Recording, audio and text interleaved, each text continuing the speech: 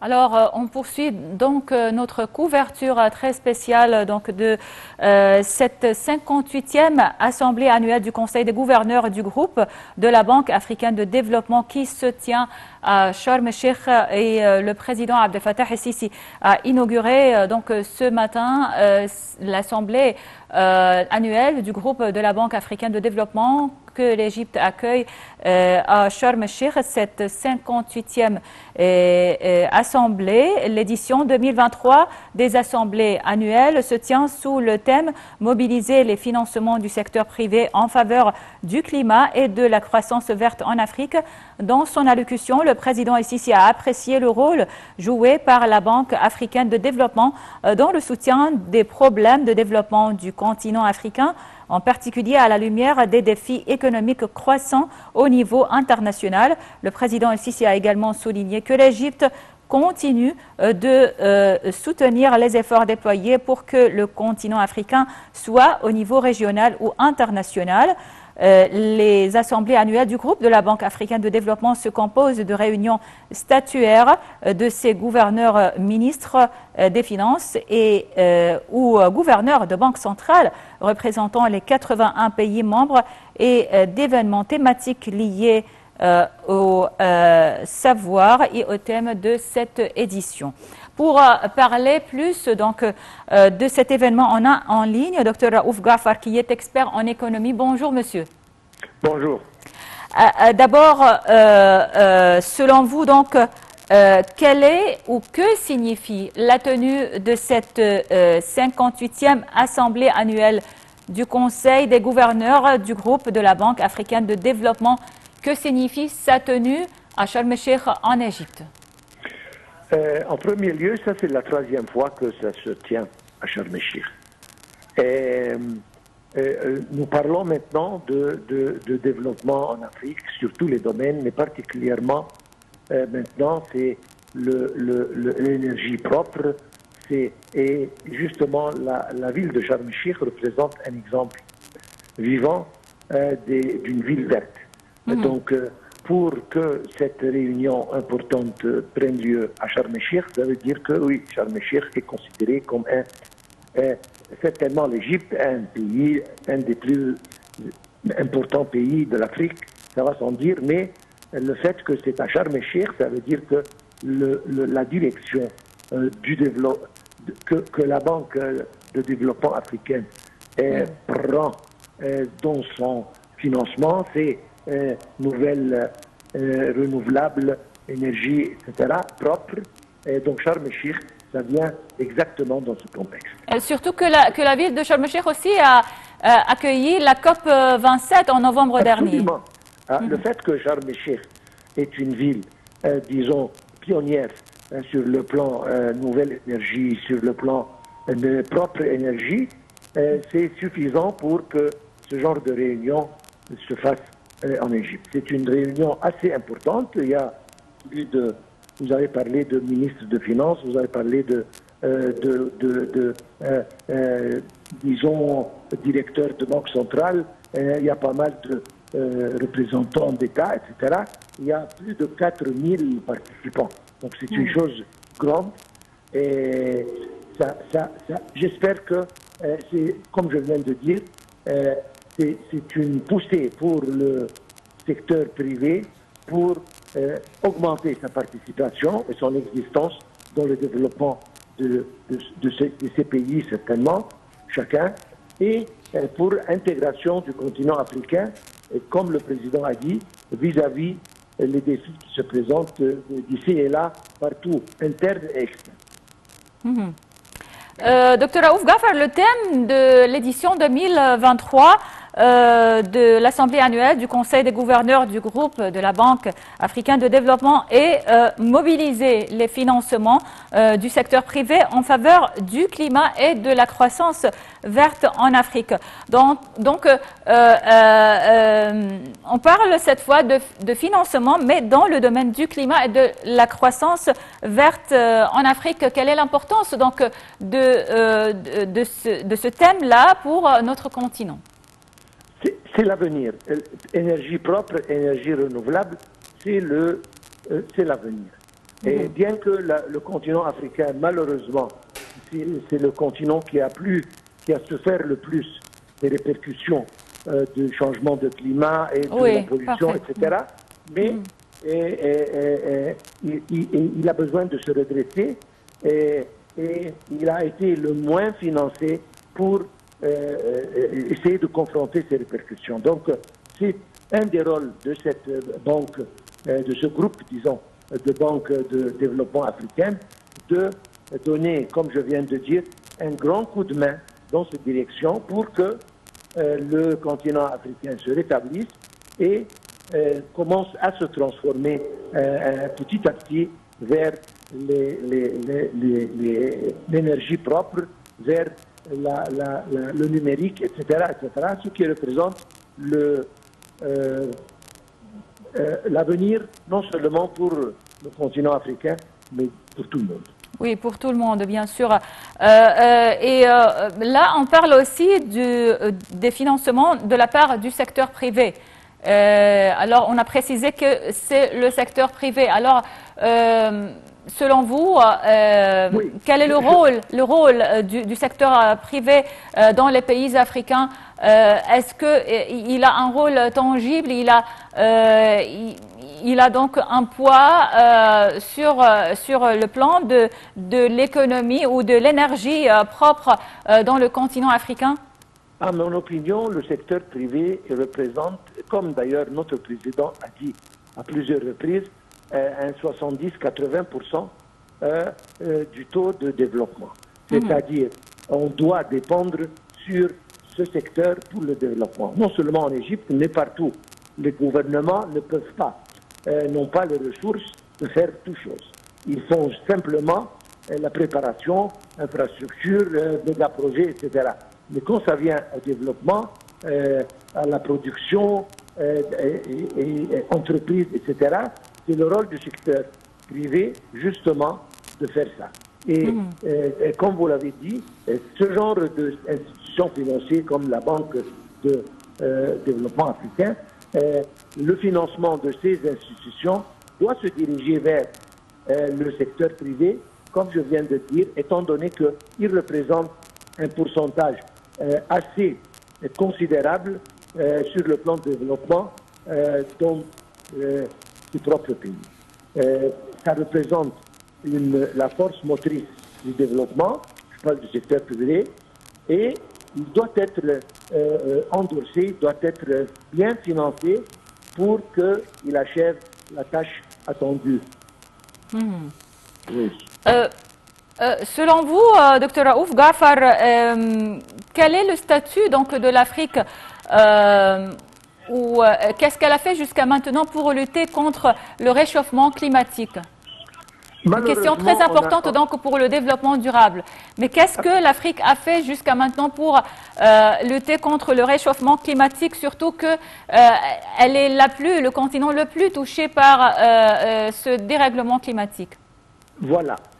Malheureusement, nous avons commencé, nous allons lentement, nous n'avons pas les ressources financières pour aller plus vite. Et c'est le rôle justement de ces genres d'institutions pour essayer d'accélérer les choses en Afrique. Nous devons aller dans cette direction, mais nous avons besoin de ressources, particulièrement financement, etc., ce qui va venir de ce genre d'institutions. C'est pour ça que le thème de cette année est pour l'énergie renouvelable et l'énergie propre, etc. C'est un bon thème et comme je viens de dire, nous allons un peu lentement dû au manque de financement, mais avec ce genre d'institution, on peut aller plus vite et, comme je viens de dire, aboutir à nos aspirations assez rapidement. Oui, donc une dernière question. Qu'est-ce que vous attendez donc comme résultat de cette assemblée annuelle de la Banque africaine de développement comme résultat? Et est-ce qu'il y aura donc une contribution de la part de pays hors de l'Afrique? Certainement, oui.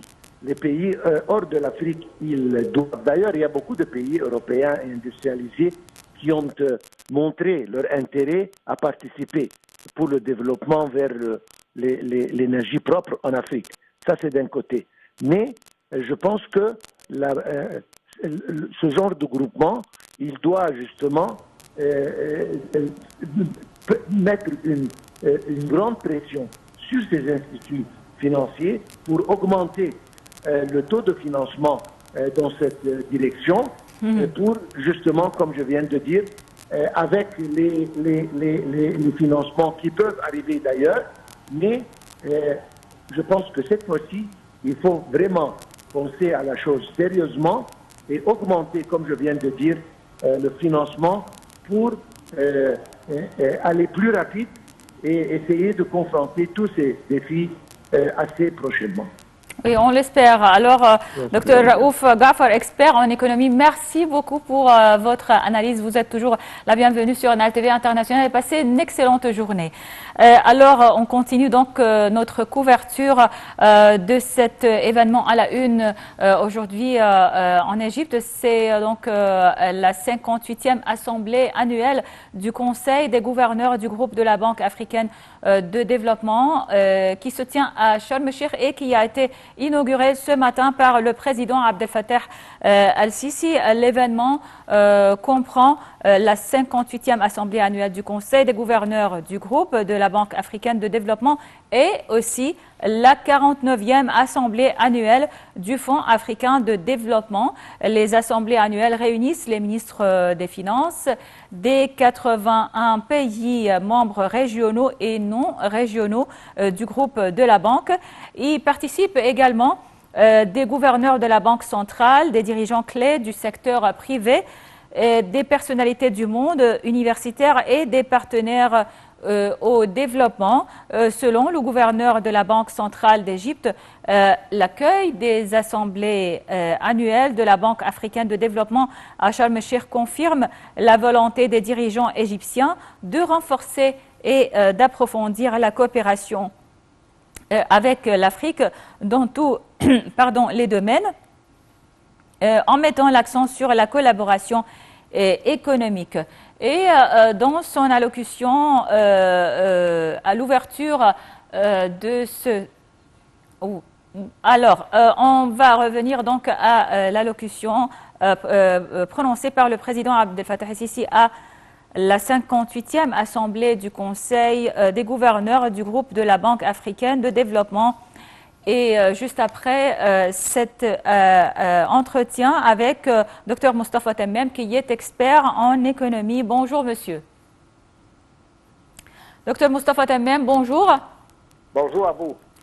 Alors, l'événement d'aujourd'hui, donc, c'est l'assemblée annuelle de la Banque africaine de développement qui se tient à Sharm el-Sheikh jusqu'au 26 mai, et le président al-Sisi aujourd'hui a inauguré cette assemblée annuelle, la 58e, et il a apprécié le rôle joué par la Banque africaine de développement dans le soutien des problèmes de développement du continent africain, en particulier ou surtout à la lumière des défis économiques croissants au niveau international et aussi régional. Docteur Moustapha Tammem, on aimerait bien savoir le rôle joué par la Banque africaine de développement et son importance pour le continent africain. Certainement, la Banque africaine joue un rôle très, très important pour élever les relations économiques entre, pas seulement les pays africains et le monde entier, mais pour le monde entier. Parce que ça donne une idée quels sont les projets qui sont dans les pays africains, au monde entier. Et de l'autre côté, ça fait un pouvoir positif pour les relations économiques entre les pays. Aussi, la Banque africaine donne beaucoup de finances pour les projets dans les pays africains. Et ça, c'est très, très important parce que certainement, maintenant, comme vous savez, l'État d'Égypte aussi et le président ont beaucoup de pouvoir pour les relations avec l'Afrique et certainement cette initiative, cette conférence serait très très importante pour élever l'économie, pas seulement en Afrique, mais l'économie mondiale. Comme vous savez, maintenant, on a beaucoup de problèmes dans le domaine économique et dans le domaine politique. Alors certainement, cette coopération et cette conférence serait très très important à ce temps-là. Oui, surtout donc, comment vous évaluez donc le rôle de la Banque africaine de développement, surtout vu les crises actuelles sur le plan régional et international? Certainement, la Banque africaine m'a donné des avis pour avoir des solutions, parce que certainement, il y a beaucoup d'obstacles maintenant dans le monde entier. Mais certainement, avec l'expérience de la Banque africaine, on peut donner beaucoup d'avis pour les pays pour élever leur économie. Dans son discours, donc, le président El-Sisi a souligné que l'Égypte continue toujours d'appuyer et de soutenir les efforts déployés dans le continent africain, soit au niveau donc régional ou international. Même après donc l'Égypte a fait tout ça donc lors de sa présidence de l'Union africaine, et même après avoir quitté cette présidence, l'Égypte soutient toujours les efforts déployés en Afrique, que ce soit donc sur le plan politique ou économique surtout. Certainement, comme vous savez, à présent, l'Égypte joue un très important rôle pour avoir les relations entre pas seulement les pays africains et l'Égypte, mais les pays africains et l'Europe et les autres pays au monde entier. Et certainement, ça c'est très très important parce que l'Afrique a beaucoup de ressources minérales et des ressources naturelles, et peut-être pour élever leur économie, ça serait très très important, pas seulement pour l'Égypte, mais pour le monde entier. Docteur Moustapha Tammam, l'édition de 2023 des assemblées annuelles de la Banque africaine de développement se tient sous le thème donc de la mobilisation des financements du secteur privé en faveur du climat et de la croissance verte en Afrique. Alors, on a parlé où on a consacré les finances cette fois sur le climat et la croissance verte en Afrique, deux dossiers donc très importants, surtout ces dernières années.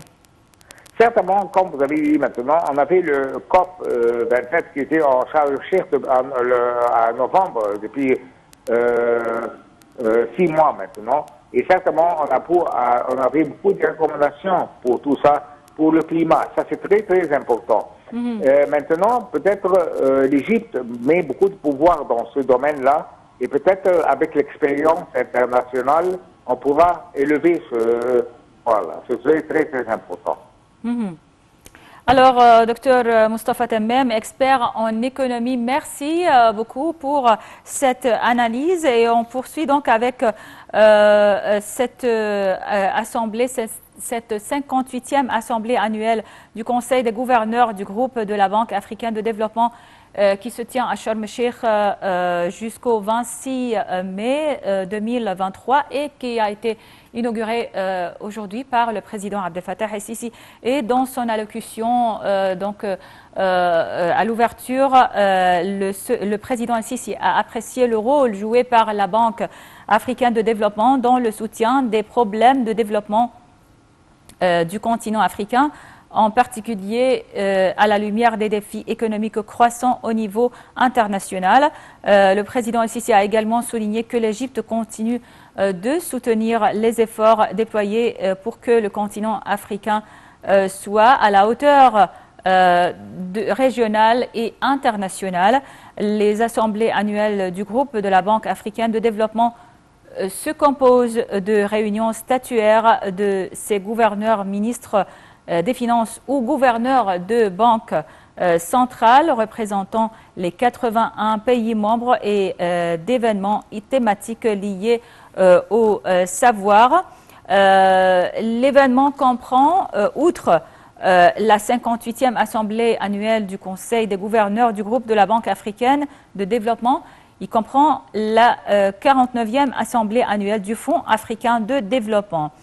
Selon le gouverneur de la Banque centrale d'Égypte, l'accueil des assemblées annuelles de la Banque africaine de développement à Sharm el-Sheikh confirme la volonté des dirigeants égyptiens de renforcer et d'approfondir la coopération avec l'Afrique dans tous les domaines en mettant l'accent sur la collaboration économique, bien sûr.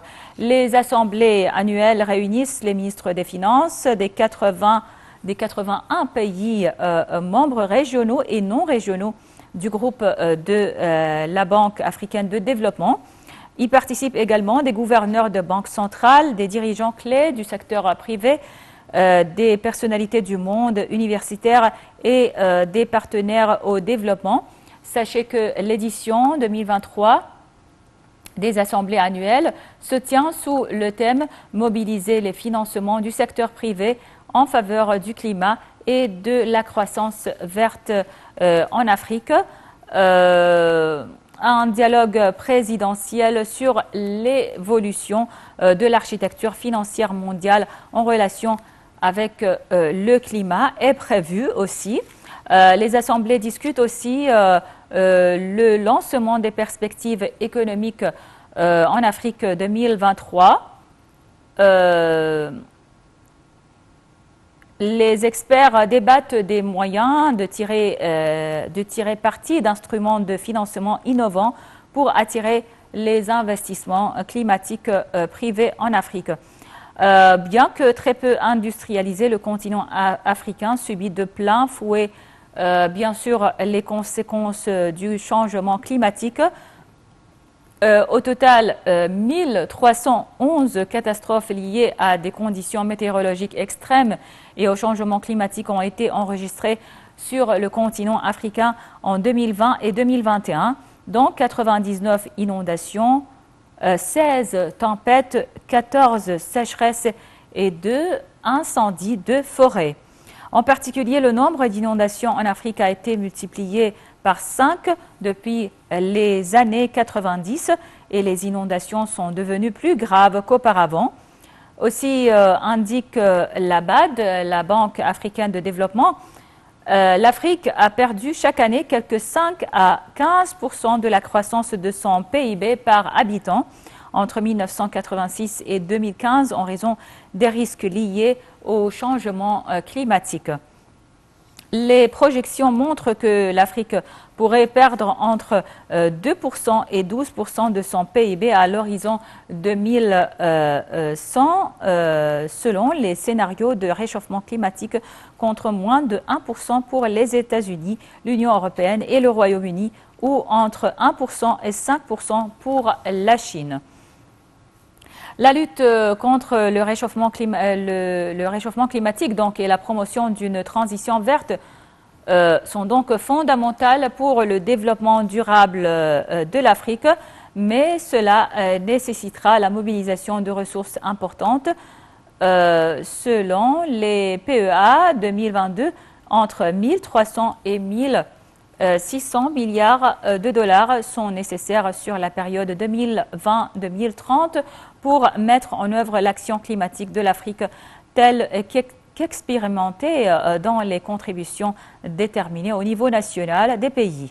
Par rapport au flux des financements climatiques reçus chaque année par l'Afrique, un déficit de financement climatique pouvant atteindre 127,2 milliards de dollars par an subsistera jusqu'en 2030 si ces tendances se maintiennent. Et avec la promesse non matérialisée de mobiliser et de fournir 100 milliards de dollars de financement climatique par les pays développés et les contraintes budgétaires lourdes, dans la plupart des pays africains davantage exacerbés par la pandémie de Covid-19 et l'invasion en cours de l'Ukraine par la Russie, d'autres sources de financement sont nécessaires pour le changement climatique et la croissance verte. Et pour poursuivre notre couverture de cet événement, on a en ligne Son Excellence, Monsieur l'ambassadeur Hussein Haridi, ancien ministre adjoint des Affaires étrangères. Bonjour, monsieur. Bonjour, madame. Alors, aujourd'hui, c'est un événement qui concerne l'Afrique. C'est la 58e assemblée annuelle du Conseil des gouverneurs du groupe de la Banque africaine de développement qui se tient à Sharm el-Sheikh et qui a été inaugurée aujourd'hui et qui se tient jusqu'au 26 mai 2023.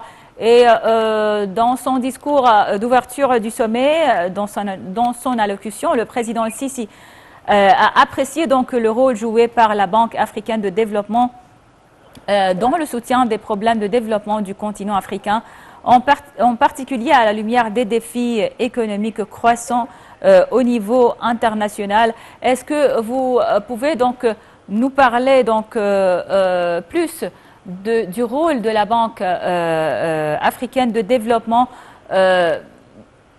et de son importance donc pour les pays africains, surtout sur fond des crises politiques et économiques, aussi des crises climatiques dans le monde et surtout le réchauffement climatique qui affecte le continent africain en particulier? Certainement, c'est avec plaisir que l'Égypte accueille cette union annuelle de la Banque du développement africain, qui joue et qui a joué un rôle important dans le financement des plans des plans de développement dans l'Afrique et particulièrement en Égypte. Les relations entre l'Égypte et cette banque sont des relations excellentes et la banque est une source de financement des plans de développement en Égypte. Oui, monsieur l'ambassadeur, le président Sisi, dans son discours, a également souligné que l'Égypte continue toujours de soutenir les efforts déployés pour que le continent, ces efforts déployés dans le continent africain, même après donc avoir quitté la présidence de l'Union africaine, mais elle continue toujours de soutenir les pays africains. Que pensez-vous donc du rôle de l'Égypte, du rôle actuel de l'Égypte sur le continent africain? Oui, certainement. L'Égypte est une puissance africaine et certainement l'Égypte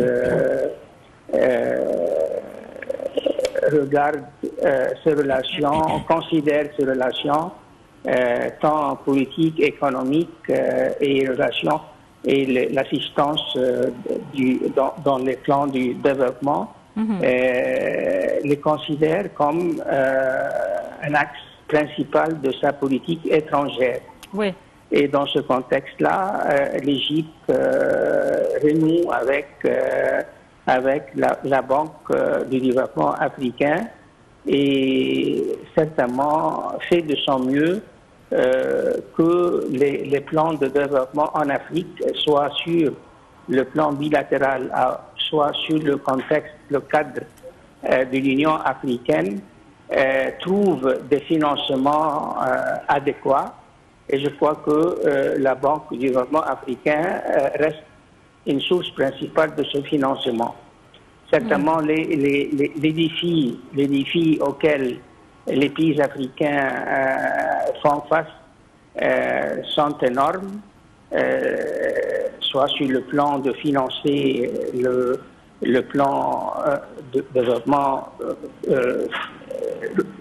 développement, soit pour faire face au changement climatique, à la sécheresse et plein d'autres défis, madame, qui certainement ont un effet dévastateur sur la sécurité, la stabilité dans l'Afrique.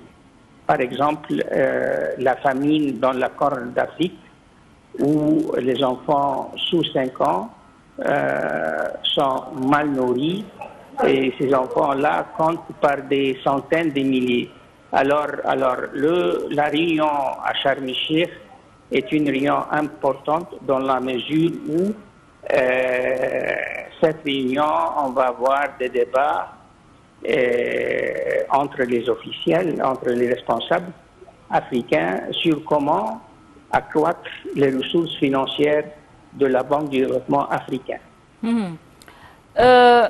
Monsieur Hussein Haridi, dans quelle mesure donc la relance économique dans les pays africains ou l'économie africaine est liée à la stabilité politique ou à la stabilité sur le plan sécuritaire, surtout comme vous le savez que pas mal de pays africains sont touchés par des troubles politiques. Certainement, il y a des liens indissociables entre la sécurité, la stabilité politique et les chances d'avancer sur la voie du développement économique. On ne peut pas, c'est difficile de visualiser un plan économique réussi sans sécurité et sans stabilité politique. Et certainement, l'Afrique certainement a connu depuis longtemps des problèmes, des défis, le fléau du terrorisme. Il y a des liens entre tous ces phénomènes. Et ça, c'est le grand défi auquel l'Afrique tout entière fait face. À vrai dire, Madame, aujourd'hui, oui, que d'un côté, le terrorisme impacte les plans du développement et le manque du plan du développement devient une source de recrutement pour les groupes terroristes. Alors, je pense que l'Afrique a des opportunités d'avancer, d'aller en avant, mais à condition que la bonne gouvernance politique, la bonne gouvernance économique et la bonne gouvernance financière seraient le titre principal des efforts africains. Donc la bonne gouvernance politique et la bonne gouvernance financière. Économique et financière, Madame. Financière aussi. Quand est-ce qu'on peut avoir donc ces deux clés là pour mettre fin au conflit, pour mettre fin aux guerres et aux crises et pour commencer donc à se relancer sur le plan de développement, le plan économique? À titre strictement personnel, je l'espère bien, plutôt certainement j'aimerais voir la bonne gouvernance dans l'Afrique tout entière demain, mais est-ce que c'est faisable? Je ne saurais pas le dire, Madame. Mais certainement, les gouvernements africains sont conscients de l'importance et de la nécessité d'instaurer la bonne gouvernance. Et je pense qu'il y a des progrès là-dessus, Madame. Oui, mais comme vous venez de dire, dans certains pays, quand on commence à avancer un pas en avant, on doit reculer plusieurs pas en arrière. Alors, quand on avance, par exemple, vers un règlement politique pour une crise ou un conflit, alors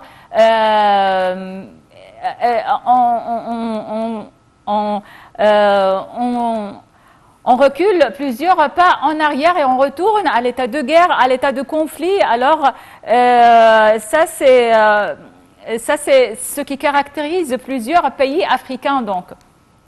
Les conflits qui se répètent. les membres des pays, les pays membres dans l'Union africaine sont 54 pays. Oui.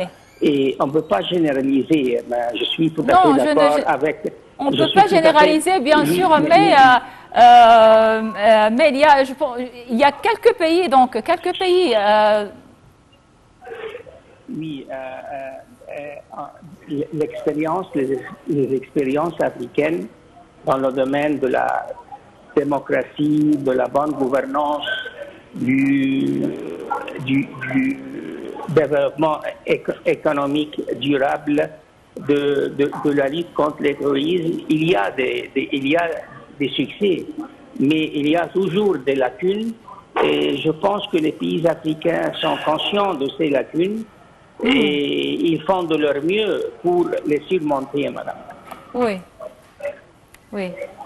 Alors, on espère donc tout le meilleur dans l'avenir de l'Afrique, bien sûr. Son Excellence, Monsieur Hissène Haridi, ancien ministre adjoint des Affaires étrangères, merci beaucoup, monsieur, pour votre intervention et passez une excellente journée. Alors, on continue donc notre couverture de la 58e Assemblée annuelle du Conseil des gouverneurs du groupe de la Banque africaine de développement qui se tient à Sharm el-Sheikh et qui a été inaugurée ce matin par le président Abdel Fattah el-Sisi, qui se tient jusqu'au 26 mai 2023.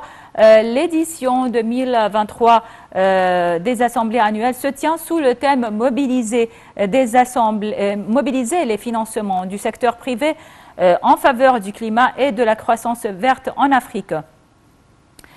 Dans son allocution, le président el-Sisi a apprécié le rôle joué par la Banque africaine de développement dans le soutien des problèmes de développement du continent africain, en particulier à la lumière des défis économiques croissants au niveau international. Et l'événement comprend, outre la 58e Assemblée annuelle du Conseil des gouverneurs du groupe de la Banque africaine de développement, la 49e Assemblée annuelle du Fonds africain de développement. Voilà donc, c'était tout pour cette couverture spéciale de l'édition 2023 des assemblées annuelles du groupe de la Banque africaine de développement qui a démarré ses travaux ce matin à Sharm el-Sheikh et dont les travaux donc vont se poursuivre jusqu'au 26 mai. Elle a été inaugurée donc par le président Abdel Fattah el-Sisi ce matin, et notre couverture sur NAL TV International se poursuit pendant toute la journée, et dans quelques instants donc les émissions en langue anglaise prennent la relève avec Angie Meher. Passez d'excellents moments sur NAL TV International.